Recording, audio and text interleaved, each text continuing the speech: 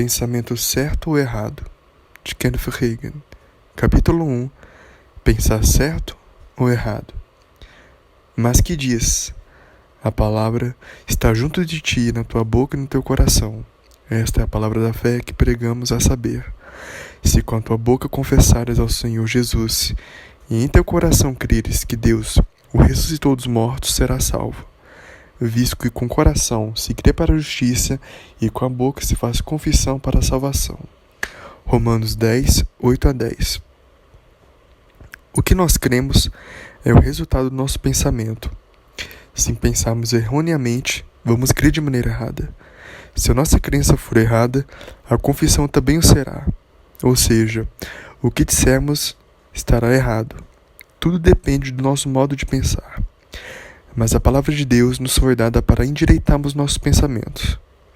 Jesus disse em Marcos 11:23, porque em verdade vos digo que qualquer que disser a este monte, ergue-te e lança-te no mar, e não duvidar em seu coração, mas crê que se fará aquilo que diz, tudo que disser lhe será feito. Geralmente conversamos bastante sobre o crer, mas não conversamos tanto sobre o falar. É claro que não seremos capazes de falar certo se não pensarmos certo. Nosso pensamento tem de estar em sintonia com a palavra de Deus, porque não poderemos crer, além do que nos revela a sua palavra. Pessoas que se envolveram no passado em religiões metafísicas ou de ciências da mente costumam confundir esse ensinamento sobre pensar certo e errado com aquelas religiões, porque continuam achando que o homem é simplesmente um ser mental e físico. Mas o homem é mais do que isso. Ele também é um ser espiritual. Os defensores da metafísica ensinam tanto sobre a mente que os participantes da Igreja do Evangelho Pleno ficam quase que receosos de dizer alguma coisa sobre a mente, embora a Bíblia tenha muito a dizer sobre ela. Por exemplo, a Bíblia diz: confia no Senhor de todo o teu coração e não te estribes no teu próprio entendimento. Mente. Provérbios 3:5. E ainda: destruindo os conselhos ou raciocínios e toda altivez que se levanta contra o conhecimento de Deus e levando cativo todo entendimento e a obediência de Cristo. 2 Coríntios 10:5. A Bíblia também nos fala: e não vos conformeis com este mundo, mas transformai-vos pela renovação do vosso entendimento, para que experimenteis qual seja a boa, agradável e perfeita vontade de Deus. Romanos 12:2. Renovamos nossa mente estudando a palavra de Deus. A Bíblia ensina a ter a mente de Cristo. 1 Coríntios 2:16. A única maneira de termos a mente de Cristo é estudando sua palavra, crer nela de todo o coração e agir conforme seus ensinamentos. A palavra de Deus também nos ensina a pensar nas coisas que são boas, puras e honestas, se nelas houver alguma virtude. Filipenses 4:8. Portanto, a palavra de Deus realmente tem muitas coisas a dizer sobre a mente. Entretanto, precisamos compreender que os pensamentos podem surgir de duas fontes distintas. Em outras palavras, os pensamentos que vêm à nossa mente nem sempre se originam dela. O diabo coloca muitos pensamentos de fora. Esta é uma fonte. Por outro lado, pensamentos de Deus vêm do nosso interior. Eles vêm através do nosso espírito para a nossa mente. Quando você fica em comunhão estreita com o Senhor por meio da oração, meditação e estudo da palavra, aprende a distinguir a origem dos seus pensamentos. Naturalmente, pensamentos malignos são do diabo. Deus é amor, o amor não pensa, não ouve e não vê mal. Esse tipo de pensamento vem de Deus. Eu tenho percebido que as referências feitas sobre a mente confundem muitas pessoas. Porém, no tocante ao fato de crer, muitos pensam que creem, e realmente o fazem em suas mentes, mas não em seus corações. Por exemplo, se alguém fala sobre confissão, a maioria das pessoas pensa em confessar pecado, enfermidade ou fracasso. A passagem bíblica revela: se confessarmos nossos pecados, Ele é fiel e justo para nos perdoar os pecados e nos purificar de toda injustiça. 1 João 1:9. Mas a palavra de Deus tem muito mais a dizer sobre o lado positivo do que o negativo. Se as pessoas entendessem isso, faria uma grande diferença na vida e na maneira de pensar de cada um. No entanto, ela só tem ouvido a pregação de um lado da confissão, o negativo. Portanto, só exercitam o lado do não farás. Paulo disse em Romanos 10:9: se com a tua boca confessares ao Senhor Jesus. Isso não se refere à confissão de pecado, nem a uma confissão de fraqueza. Ao invés disso, é uma confissão do senhorio de Jesus Cristo. E continua dizendo: e em teu coração creres que Deus o ressuscitou dos mortos, serás salvo, visto que com o coração se crê para a justiça e com a boca se faz confissão para a salvação. Esta não é uma confissão negativa, é uma confissão positiva. De fato, o cristianismo é chamado de grande confissão. Hebreus 3:1 revela que devemos considerar o apóstolo e sumo sacerdote da nossa confissão. Nesse momento, seria para nós de grande ajuda definir o significado da palavra confissão. Em primeiro lugar, é afirmar alguma coisa na qual cremos. Em segundo lugar, é testificar algo que conhecemos. E em terceiro lugar, é testemunhar uma verdade que abraçamos. É necessário que façamos como em Hebreus 4:14. Retenhamos firmemente a nossa confissão. Também é preciso que haja uma confissão contínua da redenção que nos tirou do domínio de Satanás e do seu governo de condenação, medo ou doença. Temos de reter firmemente a nossa confissão, porque ela é a derrota de Satanás. Jesus derrotou o diabo há cerca de 2000 anos. Porém, o que ele fez legalmente por nós deve se tornar uma realidade em nossa vida. O lado experimental da redenção é vital. Nunca entenderemos completamente a palavra de Deus enquanto não pudermos enxergar claramente os dois lados diferentes da nossa redenção, o lado legal e o lado experimental. Um exemplo da face legal da redenção. Nós costumamos orar: Deus, salve este homem, ou Deus, cure aquela mulher. Entretanto, na mente de Deus, Ele já curou essas pessoas e as salvou. Em outras palavras, Deus estava em Cristo reconciliando o mundo consigo mesmo. Jesus não tem de morrer novamente para salvar ninguém. Ele já fez isso, não fez? Não precisa mais verter o seu sangue. Deus já fez tudo o que precisava para prover nossa redenção. Se alguém tratar do lado legal da redenção e pregá-lo exclusivamente, as pessoas não vão realmente experimentar nada na vida. E esse é o maior problema com muitas igrejas. O que tem sido pregado é legalmente verdadeiro, mas os cristãos se tornaram frios, mortos e formais, porque ouvem somente uma face da redenção, a legal, e com isso, a redenção não tem se tornado uma realidade. Por outro lado, se só for pregado o lado vital da experiência, o resultado é fogo estranho, o fanatismo e o extremismo. E ainda, se um pastor prega somente o lado da experiência da redenção, algumas pessoas buscam experiências fora da palavra de Deus. Um equilíbrio deve ser alcançado entre os dois lados de tal forma que se possa desfrutar na vida tudo que Deus legalmente proveu na redenção. Aquilo que o Senhor legalmente comprou, realizou e proveu para nós se torna nosso experimentalmente, quando cremos na palavra de Deus em nosso coração e confessamos com a boca que isso é verdadeiro. Por exemplo, podemos ver os aspectos legais e vitais da redenção nos escritos de Paulo aos cristãos de Roma. A palavra da fé que pregamos. Romanos 10:8. Tal expressão não é vista no Antigo Testamento, porque as pessoas daquele tempo não tiveram experiência da redenção disponível como nós temos. Elas sequer entendiam claramente o que profetizavam a respeito do Messias que estava por vir. Nos 4 evangelhos também não vemos a redenção sendo citada, porque a redenção que Jesus trouxera não estava realmente disponível enquanto ele estava na terra. Ele perdoou os pecados, mas nós temos muito mais do que o perdão de pecados na redenção. Somos feitos novas criaturas. A redenção não se tornou disponível para nós até que Jesus fosse crucificado, tivesse ressuscitado dos mortos e assentado-se à direita do Pai. Em outras palavras, a nova aliança não estava em vigor até o sumo sacerdote da nova aliança começar a operar. Jesus é o sumo sacerdote do Novo Testamento. É difícil para algumas pessoas perceberem isso, porque acham que a redenção estava valendo enquanto Jesus esteve aqui na terra. Mas a redenção não estava vigorando.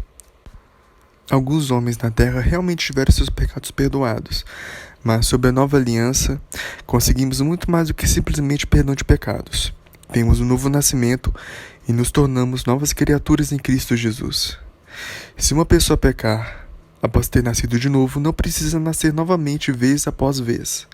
Ela pode nascer de novo somente uma vez, mas ser perdoada de seus pecados muitas vezes, graças a Deus. A promessa aos cristãos que pecam é: se confessar os seus pecados, Ele é fiel e justo para perdoar os pecados. 1 João 1,9. Não se nasce de novo várias vezes. O homem não pode nascer de novo, a não ser uma vez. Mas pode ser perdoado seus pecados muitas vezes, graças a Deus. Como temos visto, Romanos 10 diz: se com tão pouco confessares ao Senhor Jesus e em teu coração creres que Deus o ressuscitou dos mortos, será salvo, visto que com o coração se crê para a justiça. Quando os pecadores ouvirem a palavra de Deus, terão seu modo de pensar endireitado. A palavra lhes mostrará que eles estão perdidos, são pecadores e que não podem salvar a si mesmos, nem se tornar justos ou redimir-se sozinhos. Um pecador precisa apenas dizer ao Senhor: querido Deus, eu sou um pecador, não posso salvar a mim mesmo. Eu sei, de acordo com a tua palavra, que eu não posso me fazer justo, mas eu te agradeço porque tu me amas e enviastes o Senhor Jesus para morrer por mim, e pela sua justiça posso ser redimido. Eu creio que Ele morreu pelos meus pecados de acordo com as Escrituras. Eu creio que Ele ressuscitou dos mortos e esta é a minha justificação. Eu o confesso agora e o recebo como meu Salvador. Isso é pensar em linha com a palavra e crer no que a Bíblia diz. Confessá-la é criar uma realidade de salvação no espírito humano. Faz uma grande diferença o modo como o pecador é trazido à salvação. Por exemplo, se o modo de pensar de um pecador foi endireitado logo no começo, se a sua atitude de crer for certa e a confissão for de maneira correta, será muito mais fácil para ele não vacilar na sua caminhada cristã. Por outro lado, se não lhe for lhe dada instrução suficiente, o diabo então tirará vantagem daquilo que não conhece. O pecador será derrotado e roubado naquilo que Deus já fez por ele. Porque, se não conhecer a palavra de Deus e não souber como reter firme a confissão de fé, o diabo irá camuflar a situação e tentará fazê-lo sentir que nem sequer é salvo. Quando o novo cometido cometer errinhos, o diabo dirá: bem, você fez isso, agora você pode desistir e ir embora. A mesma coisa acontece quando o assunto é cura. Lembre-se de que a confissão é a derrota de Satanás. Na verdade, o versículo em Hebreus 4,14 revela: visto que temos o grande sumo sacerdote, Jesus, Filho de Deus, que penetrou nos céus, retenhamos firmemente a nossa confissão. Ou seja, dizer a mesma coisa. O que isso significa? Temos um grande sumo sacerdote que foi para os céus, Jesus, o Filho de Deus. Ele estará nos representando junto ao Pai. Ele diz: eu morri por eles, eu levei os seus pecados, eu os redimi. Eu me tornei pecado por causa dos pecados deles, para que pudesse se tornar justiça de Deus em mim. Eu tomei as suas enfermidades e levei sobre mim as suas doenças. Eu os livrei da autoridade das trevas. Eu os gerei, fazendo deles novas criaturas. Isso é o que ele está dizendo na sua palavra. A tradução grega desse versículo significa: retenhamos firmemente a declaração da mesma coisa. Essa é a nossa confissão. A sua confissão ou aprisionará você ou o libertará. A confissão é o resultado da nossa crença e ela é o resultado do nosso pensar certo ou errado. Em primeiro lugar, é necessário que saibamos que a palavra fez por nós em Cristo. Creiamos e confessemos isso. É a confissão que cria a realidade, então ela se torna real em nossa vida. Em segundo lugar, é imprescindível que saibamos o que Deus fez por nós, por meio da palavra e do Espírito Santo. Em terceiro, é preciso que saibamos o que o Senhor Jesus está fazendo por nós agora no seu ministério atual. à direita de Deus Pai no céu. Em quarto lugar, primordial é que saibamos o que a palavra de Deus fará por nós através de nossos lábios, o que Deus pode fazer por meio de nós. Filipenses 2,13 diz: porque Deus é o que opera em vós, tanto o querer quanto o efetuar, segundo a sua boa vontade. Deus opera em nós, Ele opera por meio de nós, mas não nos deixa à parte. O Senhor deu à igreja a autoridade e a comissão para ir por todo mundo e pregar o evangelho a toda criatura. O plano do Senhor é operar por meio de nós. O Espírito Santo é nosso ajudador. Entretanto, o Espírito Santo não faz a obra por nós. Esse é outro ponto que a nossa maneira de pensar tem sido errada. Deixa o Espírito Santo fazê-la. Tem sido o clamor de muitos. O Espírito Santo não foi enviado para fazê-la. A palavra grega é traduzida como Consolador. A versão revisada americana de João 14,18 diz: não o deixarei desamparado. Eu virei até você, eu enviarei um outro ajudador. A palavra grega paradeto, que é traduzida por Consolador, significa aquele chamado para ajudar. Não, Deus não nos enviou o Espírito Santo para que Ele fizesse a obra. Ele o enviou para nos ajudar a concretizá-la. Na maior parte do tempo, o Espírito Santo é deixado para concluir tudo. Se o Espírito Santo fizesse tudo, não haveria necessidade de enviar missionários. Nós oramos muitas vezes: Deus, convence este meu amigo dos seus pecados. Faça com que ele tenha convicção real. Mas a convicção nunca virá sobre ele, a menos que alguém lhe dê a palavra de Deus. Sem ouvi-la, não será convencido. Paulo disse em Romanos 10, 13 e 14: porque todo aquele que invocar o nome do Senhor será salvo. Pois, como invocarão aquele que não creram? E como crerão naquele de quem não ouviram?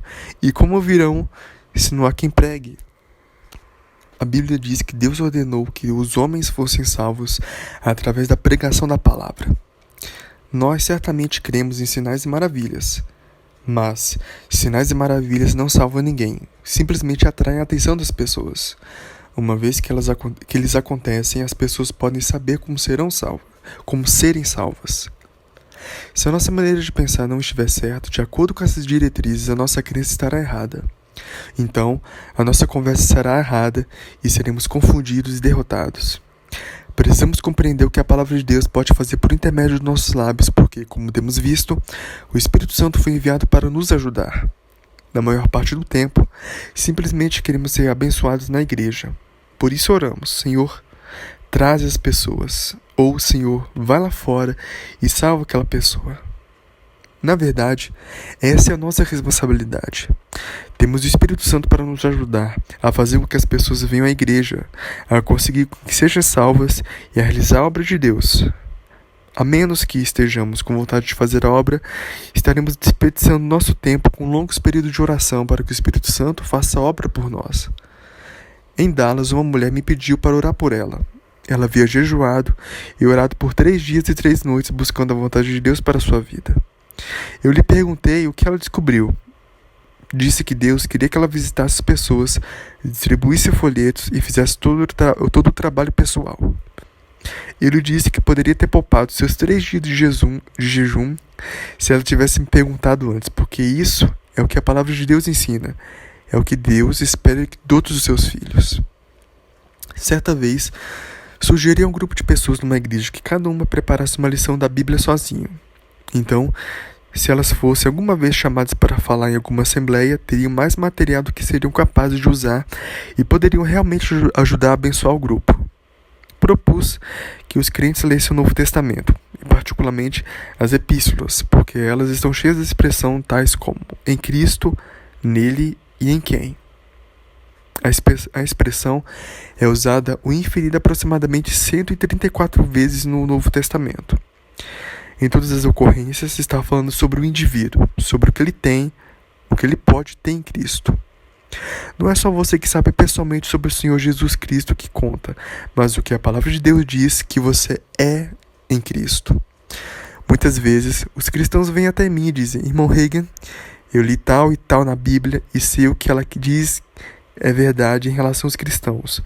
Sei que somos salvos e plenos do Espírito Santo.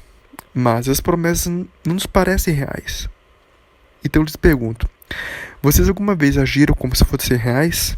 Já contaram para alguém que é assim? Já confessaram que é assim? Eles respondem, oh não, eu queria esperar e ter certeza primeiro. Levanta a seguinte questão, por quê? Vocês acham que a Bíblia mentiu? A Bíblia diz que é assim. A Bíblia é uma mentira?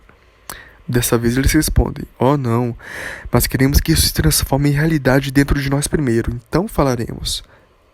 Mas a Bíblia diz, com a boca se faz confissão. Romanos 10:10. Uma promessa da palavra de Deus deve ser confessada antes mesmo que se torne uma realidade. De acordo com a palavra, já é real, mas para que ela se torne realidade em sua vida, você deve confessá-la como tal. Eu me lembro de uma mulher que tinha frequentado a escola bíblica durante 3 anos.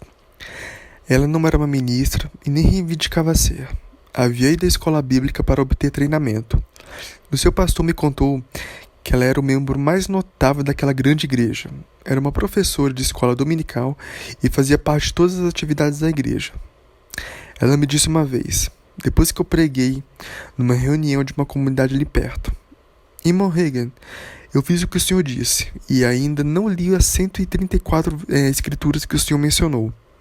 Entretanto, li 25 delas meditando atentamente. Eu fui salva, plena do Espírito Santo e fiz o melhor que pude para o Senhor em todas as coisas por muitos anos. Mas o Senhor sabe, eu me sinto como se tivesse acabado de ser salvo agora. O que está aqui escrito é tão real que parece que só agora que eu nasci de novo. Eu lhe disse que a verdade sobre esse assunto era que ela nascera de novo há muito tempo, mas nunca tinha andado na luz da sua experiência. Tinha tudo sido dela todo o tempo. Lhe pertencia. Mas, por ela não ter ousado confessar e clamar por isso, nunca andara no que legalmente era dela. Ao confessar o que você é em Cristo, clama por isso e assim anda. Está apropriando-se da realidade daquilo que legalmente é seu. Infelizmente, muitas pessoas não compreenderam isso. Permanecerão como bebês cristãos e não serão capazes de desfrutar da plenitude do que são em Cristo. Um cristão não é renovado como um colchão. Um colchão renovado é apenas reformado, mas o novo nascimento não é uma reforma ou uma renovação. Um cristão nascido de novo é uma nova criatura, novinha em folha, uma nova criação. Em uma tradução de 2 Coríntios 5,17 está escrito, ele é uma nova espécie. Essa nova criatura é simplesmente algo que nunca existiu antes. Cristãos nascidos de novo não são apenas pecadores perdoados. Não são pobres membros de igreja fracos e vacilantes, que mal conseguem levar a vida. São novas criaturas em Cristo Jesus. Eu não sei sobre você, mas esse tem sido meu testemunho e confissão desde 1933. Eu li essas verdades sobre a redenção enquanto estava acamado, estudando a palavra de Deus. Prometi a ele, antes de começar a ler a Bíblia, eu acreditaria e aceitaria o que quer que ele dissesse sua palavra e a colocaria em prática. A maior parte do tempo, nos vemos apenas como salvos do pecado. Pensamos que quase tudo que podemos fazer por aqui é simplesmente vacilar e continuar a viver a vida na rua do mal, conseguindo levar a vida. Na última casa do final do quarteirão, lá perto do beco da reclamação. Mas Efésios 1, 7 e 8 diz, em quem temos a redenção pelo seu sangue, a remissão das ofensas, segundo as riquezas da sua graça, que ele tornou abundante para conosco em toda sabedoria e prudência. Note que ele fala, em quem temos a nossa redenção. É nele quem somos redimidos. Temos a redenção nele. Do que é que nós somos redimidos? Alguém dirá do pecado. Isso é em parte verdade. Entretanto, a realidade é que somos redimidos da morte espiritual, o que nos fez, em primeiro lugar, pecadores. Também podemos dizer que somos redimidos da maldição da lei, porque Gálatas 3,13 diz, Cristo nos resgatou da maldição da lei, fazendo-se maldição por nós, porque está escrito, maldito todo aquele que for pendurado no madeiro. Quando olhamos para a lei de Moisés, vemos que a punição por quebrar as leis de Deus era tripla: pobreza, doença e morte. Aqui, no caso, morte espiritual. Jesus veio nos redimir porque fomos vendidos ao pecado e à morte espiritual, e Satanás estava nos dominando. Mas agora que temos a redenção em Cristo, o domínio do diabo sobre nós foi quebrado. Isso significa que ele perdeu o domínio sobre a nossa vida no minuto em que nascemos de novo, no minuto em que nos tornamos novas criaturas em Cristo Jesus. Quer dizer que recebemos um novo Senhor, um novo dono para reinar sobre nós, Jesus Cristo. Antes, Satanás foi o nosso Senhor e dono. Ele nos dominava. Porém, agora que somos novas criaturas em Cristo Jesus, Ele é o nosso Senhor. Romanos 6,14 aponta: porque o pecado não terá domínio sobre vós, pois não estáis debaixo da lei, mas debaixo da graça. Se algo tem senhorio sobre você, ele exerce domínio. O pecado e Satanás são sinônimos. Em outras palavras, eles são semelhantes ou quase semelhantes em sentido ou significado. Pode-se interpretar o versículo 14 de Romanos 6 como: Satanás não terá domínio sobre vós, pois não estáis debaixo da lei, mas debaixo da graça. Cristo nos redimiu. Ele é o nosso cabeça. Ele é o cabeça da igreja. Se Cristo é o cabeça da igreja e nós somos membros do corpo dele, a igreja, então ele é o nosso cabeça. O diabo tem alguma autoridade para governar o corpo de Cristo? Não. Nós somos de Cristo e devemos ser dominados somente por ele. Satanás não nos pode governar, porque se ele nos governasse, estaria comandando o corpo de Cristo, que é a igreja. Mas sabemos que Jesus é o cabeça da igreja. Portanto, por não sermos mais dominados por Satanás, doenças e enfermidades não podem mais exercer senhorio ou domínio sobre nós também. Velhos hábitos não nos podem governar mais. Por quê? Porque nós somos novas criaturas em Cristo Jesus. Precisamos aprender e crer nessa verdade. Então, começaremos a falar sobre ela. A verdade irá se tornar realidade em nosso espírito e seremos vencedores, vivendo uma vida vitoriosa em Cristo. Como está escrito em Apocalipse 12:11. Eles venceram sobre ele pelo sangue do Cordeiro e pela palavra do seu testemunho. Pode-se situar uma pessoa espiritualmente pelo que ela diz. A maioria dos cristãos cita as Escrituras sobre nossa redenção e ora para que elas se tornem reais para cada um, não entendendo que, se são nascidos de novo em Cristo, a palavra já é uma verdade na vida deles. Tudo o que tem que fazer é reivindicar essas promessas, alcançando-as, tomando posse, se agarrando delas, se apropriando delas por si mesmos. Muitos perguntam: se é obtido tão facilmente, por que eu não tenho isso? Se você tivesse $10.000 no banco no seu nome, mas não soubesse, não trariam nenhuma vantagem, não é mesmo? Muito embora fossem seus. E você seria um mentiroso se dissesse que não eram seus.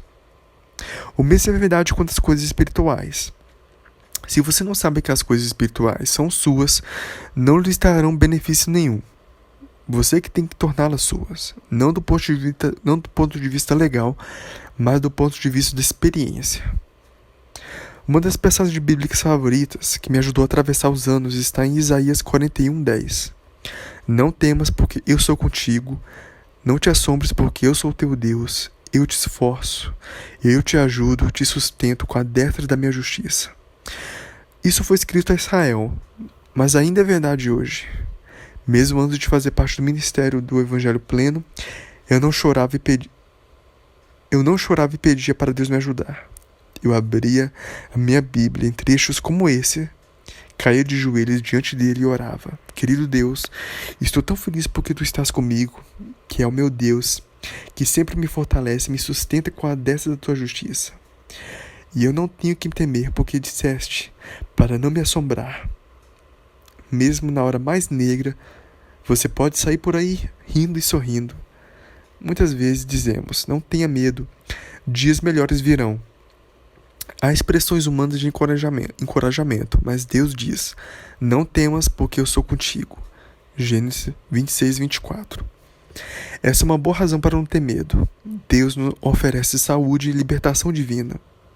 Pode alguém com quem ele está ainda sentir medo? Não. Se souber quem é Deus, não temerá. Quando alguns cristãos sentem que estão sob uma nuvem de escuridão, clamam: ó Senhor, me ajuda. Deus realmente nos ajuda porque Ele é um Deus misericordioso e desce até o nosso nível.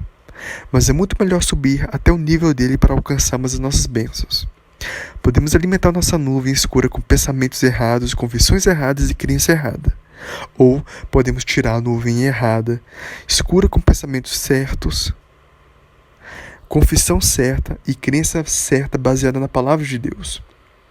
Deveríamos nos tornar pessoas com mentes orientadas por Deus, e a única maneira de sermos assim é pensar os pensamentos de Deus, segundo Ele. Em outras palavras, pense no que o Senhor diz na sua palavra e confesse que é verdade. Capítulo 2. Crer certo ou errado. Crer com seu coração, seja para a salvação, batismo do Espírito Santo, cura, uma resposta de oração, é a única maneira de você poder receber qualquer coisa de Deus que não seja através de uma manifestação dos dons do Espírito Santo.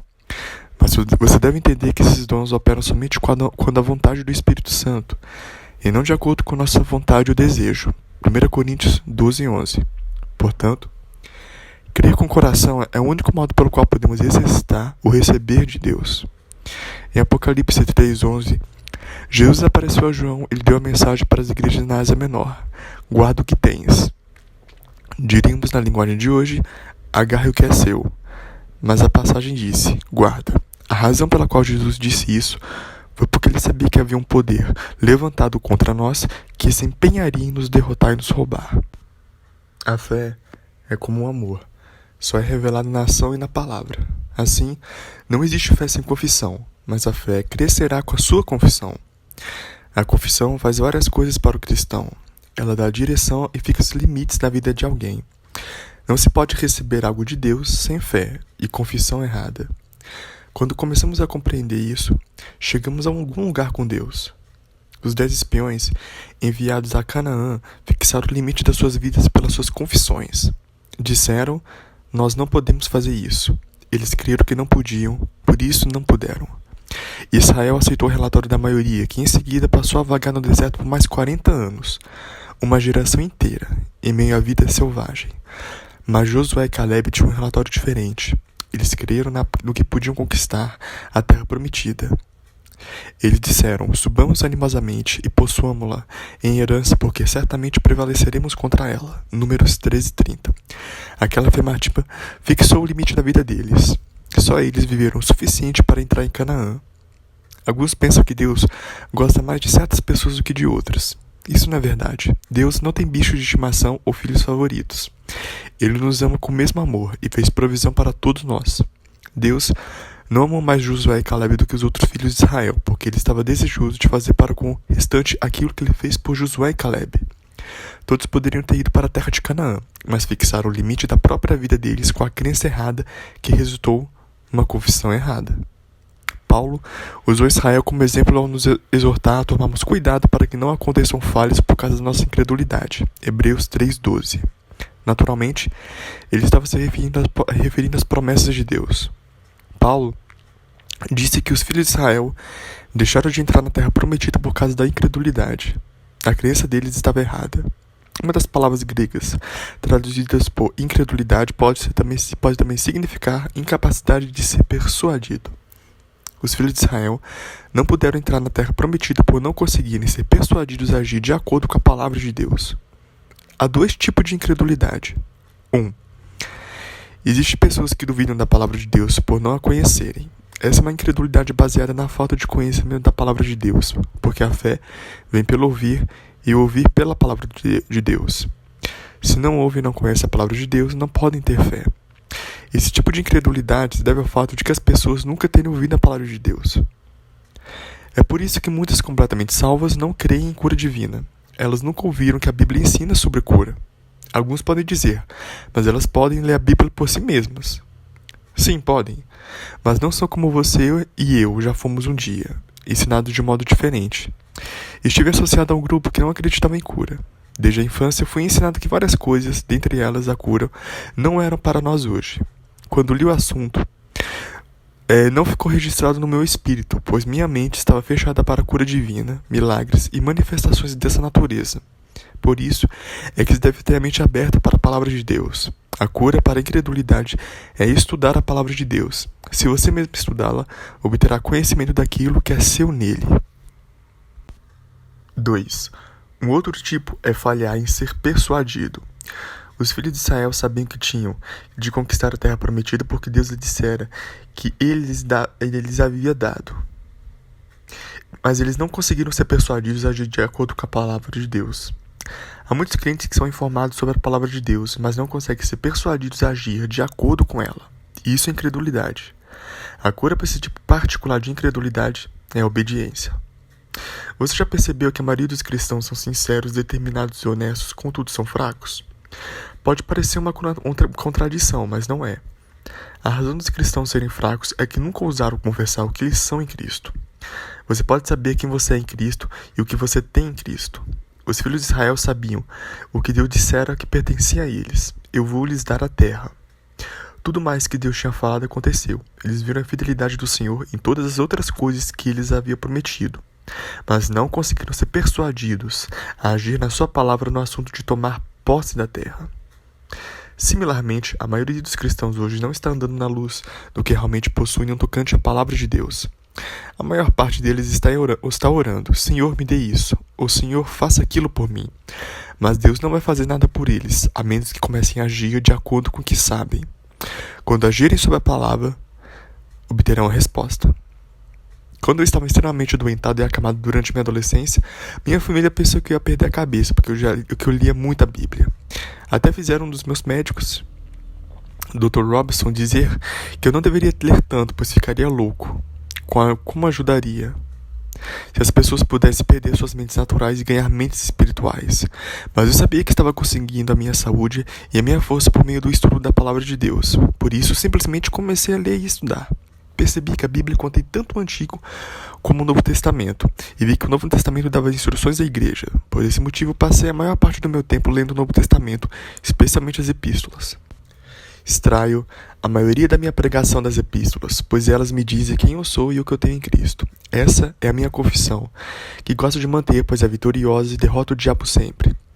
Muitos pastores, evangelistas e membros leigos passam o tempo todo em algum outro lugar, e isso transparece no decorrer do tempo, porque eles nunca têm um sinal de vitória na vida. Conheci um ministro que nunca pregou sobre nada, a não ser profecia. Ele estava sempre pregando sobre profecia, sobre o lado negro dela. Por fim, o seu povo ficou cansado de ouvi-lo sobre isso o tempo todo e passou a frequentar outro lugar. Esse pastor sofreu muito fisicamente antes de morrer. A profecia pode ser pregada de forma a se tornar uma bênção, mas pode ser pregada de maneira a constituir uma maldição. É o mesmo quando se prega sobre os demônios. Uma pessoa pode demonstrar a autoridade que os cristãos têm sobre eles, e tanto ele quanto o povo será abençoado. Por outro lado, o povo pode ficar terrivelmente assustado ouvindo pregações errôneas sobre demônios. Louvado seja Deus, pois os cristãos não têm de tremer diante deles, nem temê-los. Se vivermos nas epístolas, viveremos a vitória. Paulo listou um número de coisas que iríamos enfrentar na nossa caminhada cristã, mas resumiu dizendo: em todas as coisas somos mais que vencedores por aquele que nos amou. Romanos 8:37. Note que Paulo disse que temos vitórias de sobra, porque somos mais que vencedores. Quando eu falo sobre a mente, isso assusta algumas congregações. Imediatamente pensam na ciência cristã. Não obstante, na realidade, a Bíblia fala muito sobre a mente. Isaías 26:3 diz: Tu conservarás em paz aquele cuja mente está firme em ti. A palavra de Deus nos exorta a termos a mente de Cristo. Quanto ao mais, irmãos, tudo que é verdadeiro, tudo que é honesto, tudo que é justo, tudo que é puro, tudo que é amável, tudo que é de boa fama, se há alguma virtude e se há algum louvor, nisso pensai. Filipenses 4:8. Faz uma grande diferença o que uma pessoa pensa. Eu creio que é por isso que muitas estão doentes, mesmo que todo mundo no país já tenha orado por elas.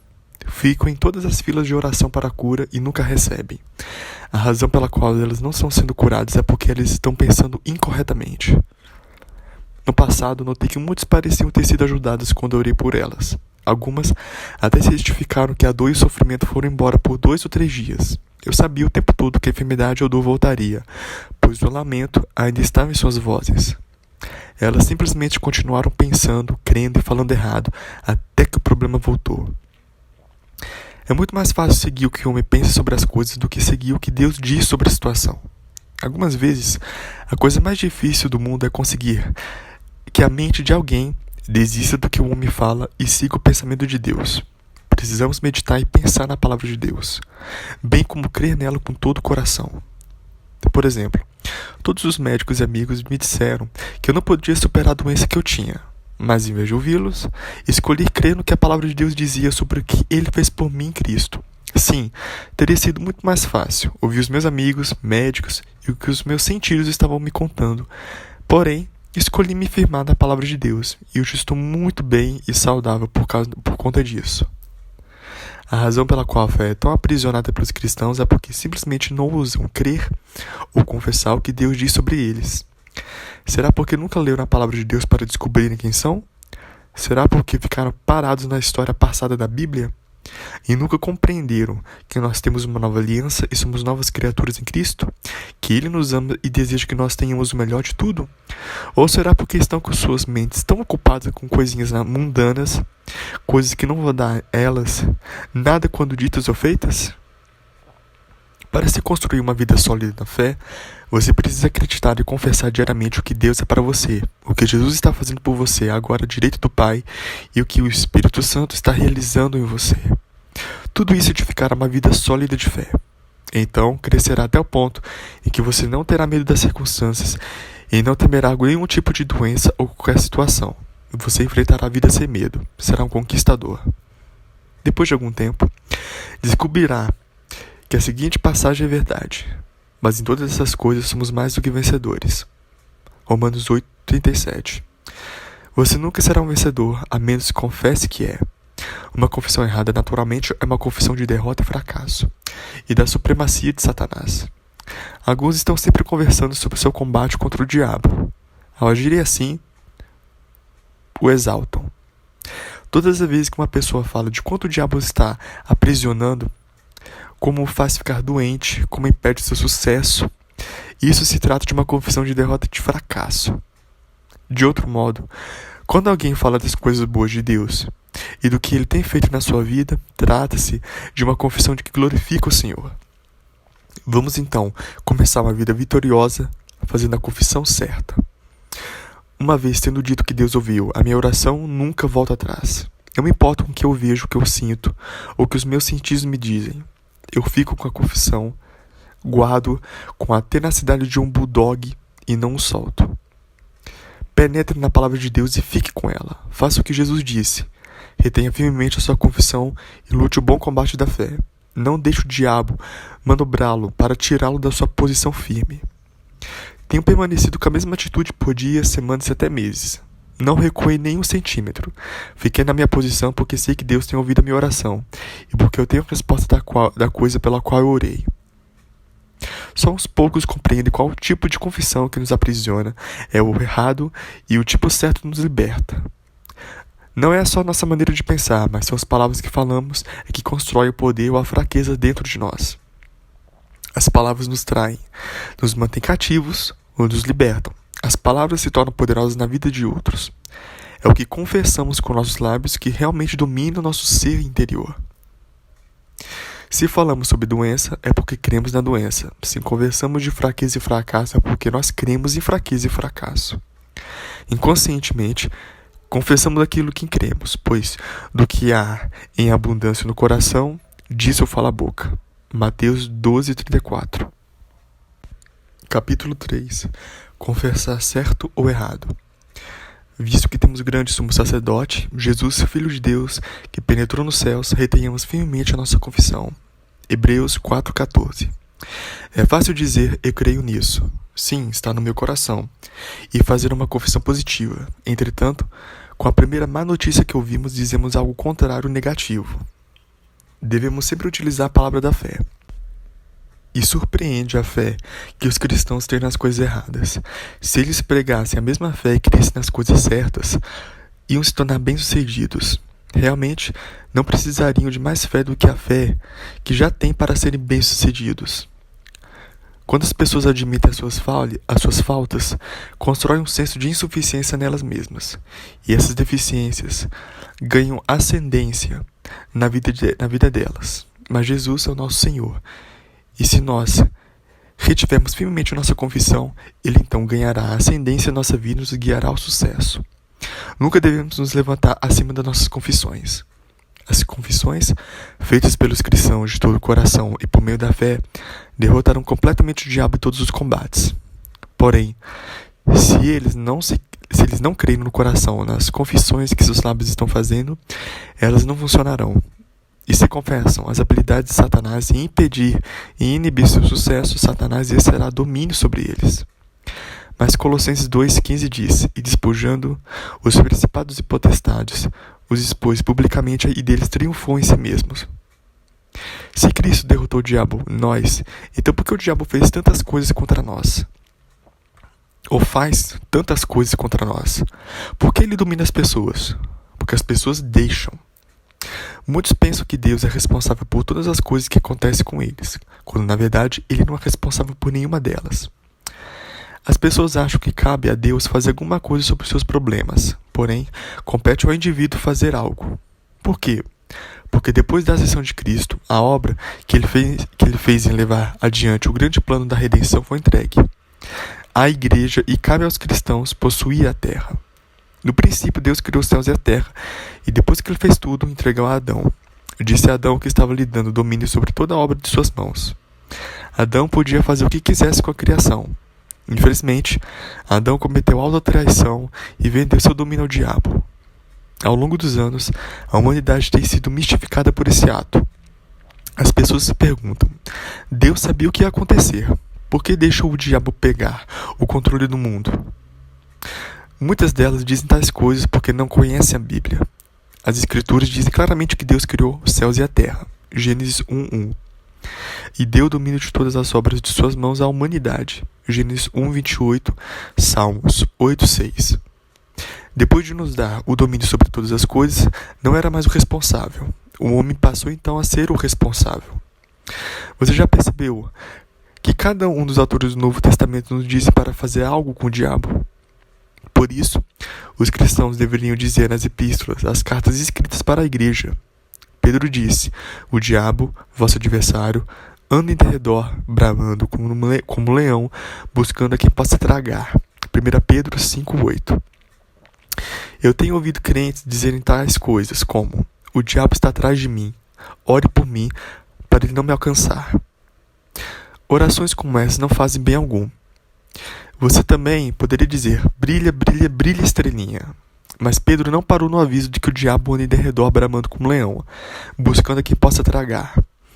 No versículo seguinte, versículo 9, continuou dizendo para fazermos algo sobre isso, ao qual resistir firmes na fé. Somos nós que devemos fazer algo com o diabo. Devemos dizer a ele: a palavra diz que Jesus derrotou você. Você é o inimigo derrotado, diabo. O Novo Testamento, a nova aliança que Deus estabeleceu com o homem pelo sangue de Cristo, diz que você não tem autoridade sobre mim, pois Jesus se tornou a garantia de um melhor testamento. Hebreus 7:22. Essa nova aliança revela que você não tem autoridade sobre mim, mas sim que eu tenho autoridade sobre você.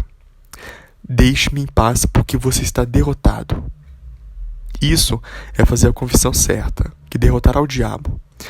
Quando fazemos uma confissão errada, permitimos que Satanás tenha domínio sobre nós. Tiago disse: resisti ao diabo e ele fugirá de vós. Tiago 4:7. Ele estava escrevendo aos cristãos. Note que ele não disse que devíamos orar a Deus para que ele resistisse ao diabo e fizesse com que fugisse de nós. Ele não disse para telefonar para o pastor e fazê-lo orar para que o diabo fosse embora. Não. A menos que você resista ao diabo, ele não fugirá de você. Eu posso resistir a ele, e então fugirá de mim, mas não posso resistir a ele por você. Posso orar por pessoas pela fé, mas se elas mantiverem a confissão errada, não trará bem algum. As confissões erradas anularão o efeito de minhas orações. 1 Pedro 5:8, Tiago 4:7. Na verdade, alguns conhecem tão pouco sobre a palavra de Deus que creem que eu posso simplesmente fazer por eles uma oração de fé, crendo eles ou não, e que ainda conseguirão uma resposta. Isso é tolice da parte dessas pessoas e contrário à palavra de Deus. Muitos dizem que creem no Novo Testamento, porém na verdade não creem. São ignorantes no que concerne à palavra de Deus. Perguntam, se o Senhor cura os doentes como Jesus fazia, então por que não cura todo mundo? Um homem diz que Jesus curou a todos os doentes. Um homem que diz que Jesus curou a todos os doentes é um mentiroso, porque a palavra de Deus mostra claramente que Jesus não curou todos os doentes. A incredulidade das pessoas impediu que Cristo fizesse muitas obras maravilhosas. Por exemplo, em Marcos 6, 5 e 6, lemos sobre Nazaré, a cidade natal de Jesus. E não podia fazer ali obras maravilhosas. Somente curou alguns poucos enfermos, impondo-lhe as mãos, e estava admirado da incredulidade deles e percorreu as aldeias vizinhas ensinando. Jesus não podia fazer as obras maravilhosas em Nazaré. Não que ele não quisesse fazer. Ele podia. Mas por que não podia? A Bíblia declara que foi por causa da incredulidade das pessoas. Lemos na Bíblia que todas as pessoas presentes em uma certa ocasião foram curadas. Algumas vezes eu tive todos curados nos meus cultos. Em outras, só uns poucos. A diferença está na fé ou incredulidade do indivíduo. Vemos isso ao longo do ministério de Jesus. Mateus 13:58 diz, e não fez ali muitas maravilhas ou milagres por causa da incredulidade deles. Se a incredulidade impediu Cristo de operar enquanto ele esteve aqui na terra ministrando sem medida pelo poder do Espírito, João 3:34, e se Jesus hoje está operando por meio do seu corpo, pela igreja e através do poder do Espírito Santo em nós, a incredulidade o impedirá de operar por meio de nós. Quando Cristo ressuscitou dos mortos, com toda a autoridade do céu e na terra, ele delegou a autoridade na terra à igreja, aos crentes. Compete a nós fazermos alguma coisa com o que Deus nos deu. Não compete a Deus. Cabe a nós cremos e agimos com base no que cremos. Paulo escreveu à igreja em Éfeso, não deis lugar ao diabo. Efésios 4:27. O que quer dizer isso? Quer dizer que nós não devemos dar ao diabo qualquer lugar em nós, porque ele não poderá nos dominar em nada, a menos que deixemos. Quando resistimos ao diabo e fazemos a confissão certa, podemos manter domínio sobre ele. Mas, se a confissão não estiver em linha com a palavra, ela glorificará o diabo, enchendo nosso coração com o espírito de medo e fraqueza. Nós nos levantaremos acima de toda a influência satânica ao declararmos: maior é o que está em vós do que está no mundo. 1 João 4:4. Maior é Cristo que está em nós do que qualquer outra força preparada contra nós. Nossa confissão é o campo de batalha onde lutamos, e é aqui onde determinamos se venceremos ou falharemos. Por outro lado, quando confessamos dúvidas e medos, negamos a graça e a habilidade de Deus. Cristãos nunca deveriam estar com dúvidas e medos, porque tais sentimentos são narcóticos do diabo. O Novo Testamento diz, porque Deus não nos deu espírito de temor, mas de fortaleza, de amor e de moderação. 2 Timóteo 1:7. Ele nos deu espírito de fortaleza, amor e moderação. Louvado seja Deus. Somos da família de Deus e seus filhos. Já que a fé, o amor e o poder nos pertencem, não devemos confessar dúvidas e medos. Em vez disso, precisamos confessar o que a palavra de Deus diz. A fé crescerá mais forte à medida que mantivermos nessa confissão.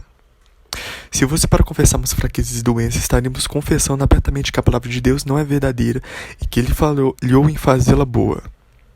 Mas o que Deus diz sobre enfermidade e doença?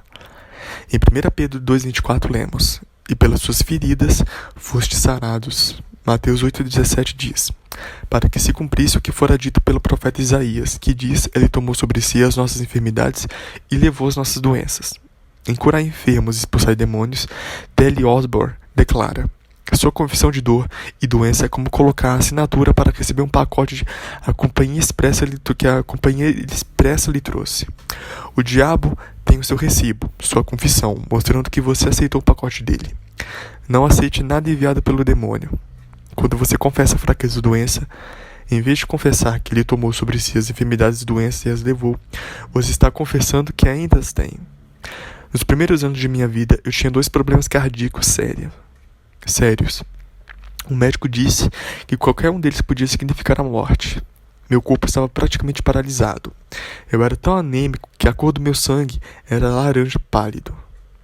Não havia chance alguma de eu ficar bem, exceto por meio da misericórdia de Deus. Comecei a ler a velha Bíblia Metodista da minha avó Drake. Eu a chamo de Bíblia Metodista porque ela havia sido salva há quase 100 anos numa campanha metodista no Tennessee. Descobri que a palavra de Deus tinha algo a dizer sobre a minha enfermidade e doença. Pelas suas feridas, foste sarado. Mas lá estava eu, tendo de 2 a 3 ataques cardíacos por dia. Não pensei em nenhum minuto que não orei. Eu orava praticamente a noite inteira por várias horas. Orava durante horas e horas. Não estou minimizando a oração, mas é necessário mais do que a oração para dar um jeito, num caso como esse. Requer a oração de quem crê. O problema com muitos cristãos é que fazem uma grande quantidade de oração sem crer, sem agir no que creem, e isso não resulta em nada. Não existe lugar na Bíblia que Jesus ou outro qualquer dissesse que só a oração já realizaria a tarefa, mas Jesus realmente disse, orando crendo, e o recebereis e tê-lo-eis. Marcos 11:24. E tudo que pedirdes na oração, crendo, recebereis. Mateus 21:22. Os cristãos dirão, vou lhe dizer, eu realmente creio na oração. Isso não significa coisa alguma. Você pode ir ao Tibete e lá achar uma religião que é mais antiga que o cristianismo, cujos adeptos também acreditam em oração. As pessoas oram constantemente. O monge faz sempre uma roda de oração. Novamente, quero enfatizar que não estou dizendo que devemos parar de orar. Estou simplesmente dizendo que a oração não é tudo que existe. Se você crê no que a palavra diz, precisa agir sobre ela quando ora. Ore. Esqueça e comece a se comportar como se a resposta tivesse vindo no minuto que você orou. Isso requer mais do que oração, requer acreditar na palavra e agir sobre ela. Aquém de toda ajuda humana, eu ainda era um adolescente acamado. Deus sabe das horas que passei em oração. Contudo, não tinha feito nenhum progresso em receber minha cura. Decidi que tinha de haver algo errado em algum lugar e sabia que não era da parte de Deus. Eu que precisava mudar, porque Deus nunca muda. Perguntei, Senhor, o que está errado? Tem alguma coisa errada em algum lugar? Eu não estou fazendo contato com o Senhor. Não estou recebendo o que peço em oração. Deus me mostrou o problema pelo seu Espírito por meio da palavra. Eu tinha de acreditar que estava curado. Na realidade, a minha mente natural se rebelava contra aquilo, gritava contra aquilo. Uma pessoa pode fazer muito barulho com a sua mente quando pode com seus pés e mãos. Embora minha mente continuasse dizendo, você é louco, eu dizia, não, eu vejo. Eu vejo exatamente, aqui está o motivo pelo qual não recebi minha cura. Ainda estou confessando que tenho um problema no coração. Ainda confesso que estou paralisado. Eu posso sentir como o meu coração age. Por isso, ainda estou confessando que estou doente, mas Deus disse que estou curado. A palavra de Deus fala que Ele fez algo com a enfermidade. Estou me agarrando nessa doença por confessá-la. Enquanto me agarrar nela, vou tê-la. Tenho de soltá-la. Preciso começar a confessar a verdade daquilo que Ele diz. Tenho aceitado o que os meus sentidos me dizem, em vez do testemunho da sua palavra. O que necessito fazer agora é aceitar a palavra de Deus, em vez dos meus sensos, porque ela diz que estou curado. Continue a lutar contra o diabo dessa maneira. Amigos, não pense que não haverá luta quando se faz uma confissão certa. Não pensem que existirá somente um tranquilo mar de rosas. Oh não, Deus não disse que você teria. Ele disse que teríamos de combater o bom combate da fé. 1 Timóteo 6,12 e resistir ao diabo até que ele fugisse de nós. Tiago 4,7. Disse também para retermos firmemente o que temos, Apocalipse 3,11, e resistimos ao diabo firmes na fé, 1 Pedro 5,9. Todos esses termos denotam que, da nossa parte, esforços exaustivos precisam ser empenhados, porque não temos de lutar contra carne e sangue, mas sim contra os principados, contra as potestades, contra os príncipes das trevas deste século, contra as hostes espirituais da maldade nos lugares celestiais, Efésios 6,12. Lutar denota esforço exaustivo empenhado. No entanto, não se trata de um esforço físico extenuante, como é lutar como homem. É uma luta espiritual. Esses versículos que acabamos de ler se referem ao fato de que devemos lutar, batalhar, resistir ou empenhar esforço contra poderes malignos no mundo espiritual. Portanto, você deve manter firmemente a sua convicção. Guarde-a firmemente, não a retenha frouxamente ou pela metade, mas firmemente. Retenha com firmeza sua confissão, como eu retive a minha. Eu disse, não, diabo. A Bíblia diz que estou curado, e é exatamente isso que você tem de fazer para conseguir o que precisa de Deus. Eu parei de reter a confissão dos meus sentidos e retive o que a palavra de Deus disse. Isso foi o que me fez vencer, e fará você vencer. Vamos nos acostumar a agir na palavra. Ela o curará, se colocar em prática. A palavra de Deus diz, Ele enviou a sua palavra e o sarou. Salmos 107:20. Provérbios 4:20 e 22 diz, Filho meu, atenta para as minhas palavras. As minhas razões inclinam o teu ouvido. Não as deixe apartar-se dos teus olhos. Guarda-as no meio do teu coração, porque são vida para os que o acham e saúde para o seu corpo. Suponha que você tenha ido ao médico e este lhe tenha dado uma receita. Você a aviou e colocou o remédio no armário de sua casa. Ficou sentado, então, olhando para ele sem tomá-lo. Certamente a medicação não ajudou, e você não poderia esperar que o fizesse. Você teria de agir de acordo com a ordem do médico e tomar o remédio. E não é só isso. Para funcionar corretamente, teria de tomá-lo de acordo com a bula. Embeba-se com a palavra de Deus até que seja tão consciente da palavra que pense nela continuamente. Enquanto outros estão conversando sobre algo mais, você deve conversar sobre o que a palavra de Deus diz. Por exemplo, a palavra diz que Deus suprirá todas as suas necessidades e que o curou. A sua confissão correta se tornará realidade. Dessa forma, você receberá tudo o que precisa de Deus. Haja na palavra de Deus hoje.